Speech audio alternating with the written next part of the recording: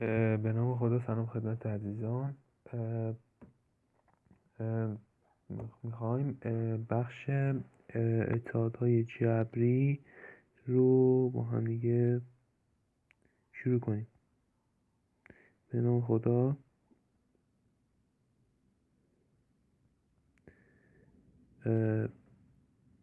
در واقع ریاضیات پایه و فصل سوم دهم تا حدودی شروع میکنیم.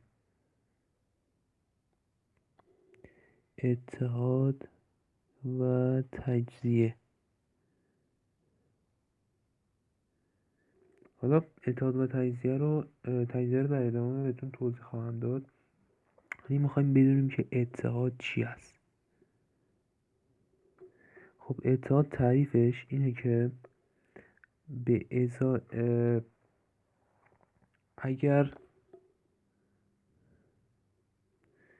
دو متغیر x و y را فرض کنیم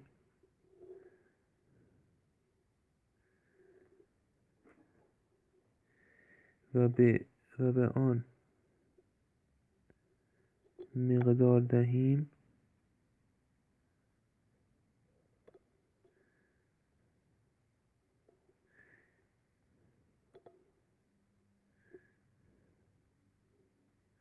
آنگاه به ازای هر x و y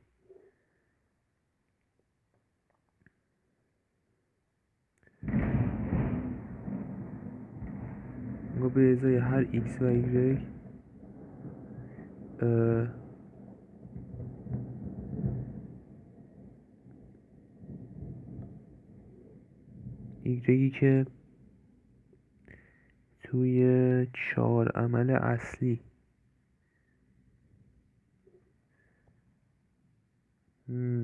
صدق کند،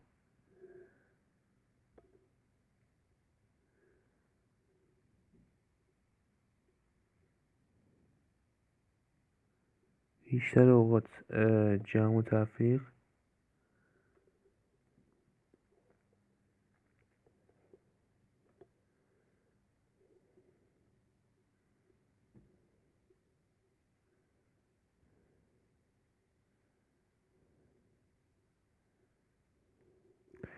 اتحاد میگوییم.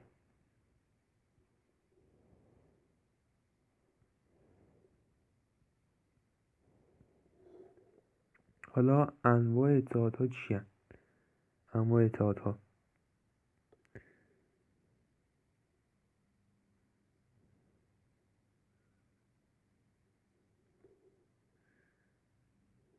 و نوشتن آنها به زبان ریاضی.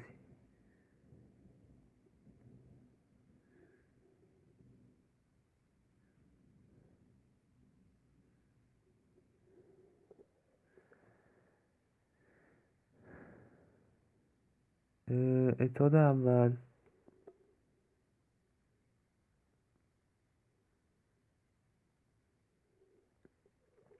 اتحاد مربع دو جمله‌ای است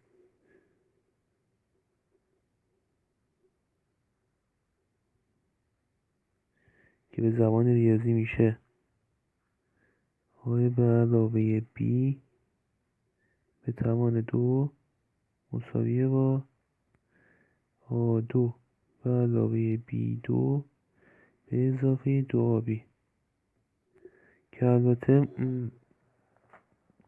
تفاضل دو جمله‌ای و مجموع دو جمله‌ای هم میگیم. و اتحاد دوم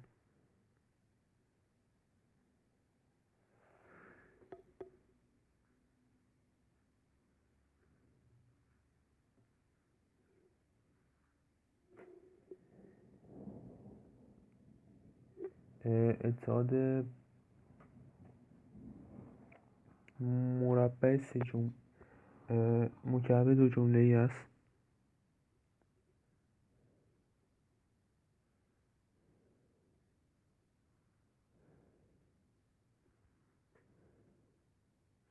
که میشه A2 A3 علاوه B3 به علاوه اگر فاکتور بگیریم میشه 3AB در I به اضافه B که میشه I به علاوه B به توان 3.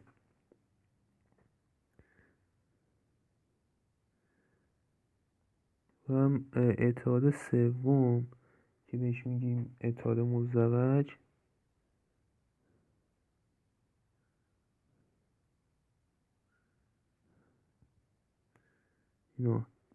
این اتحاد مزدوجه، میگیم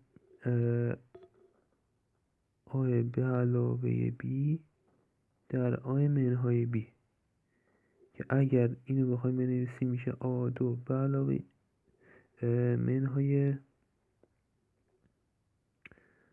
AB به علاوه BA منهای B2 که اینو بازش بکنیم میشه A2 منهای B2. و اتحاد سوم که در واقع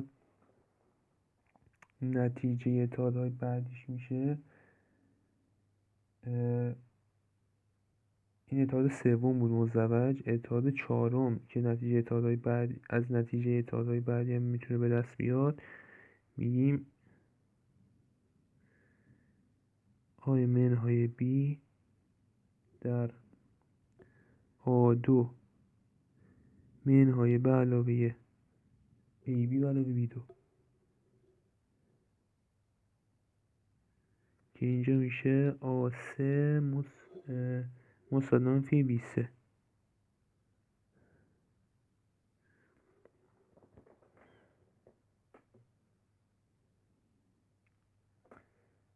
اتحاد پنجم که این اتحاد خیلی مهمی هم هستش، می‌نویسیم x به علاوه a در x به علاوه b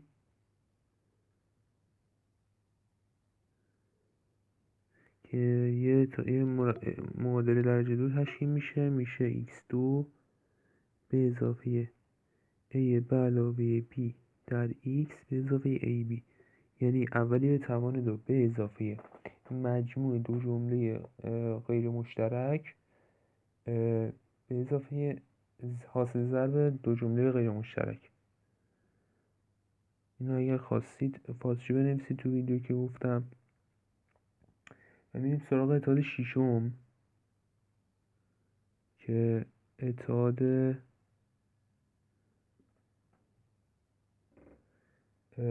مربع سه جمله ای است. آی به علاوه بی به علاوه سی به توان 2. حالا اگر گفتید چی میشه، از همون اتحادهای اول هم میتونید کمک بگیرید. یعنی یه جورایی میشه آی به علاوه بی به توان 2، این اولیش میشه نتیجه گرفت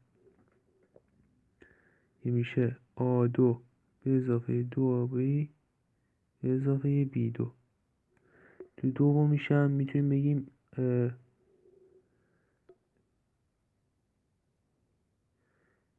B به علاوه C به توان 2 مساویه با B2 به اضافه 2BC به علاوه C2.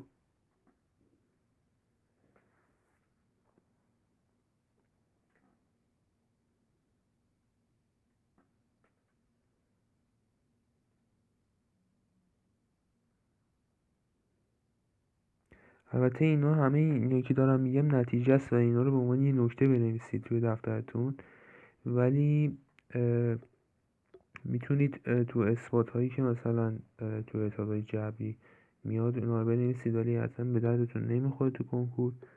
ولی مثلا اینو میتونیم بنویسیم آی به علاوه سی به توان 2 مساویه با A2 به اضافه 2AC به اضافه C2. حالا اینو اگر بخوایم اثبات بکنیم که بخوایم بگیم که آ به علاوه بی به علاوه سی به توان 2 هست، میگیم که اون تمام اون عبارت ها رو یعنی با هم دیگه جمع میکنیم، میشه 2 در A2 به اضافه B2 به اضافه C2 به اضافه 2 در AB A3 علاوه BC. خب بعد این عبارت رو، فقط این عبارت رو بر 2 ساده میکنیم که میشه A2 به علاوه B2 به علاوه C2 به اضافه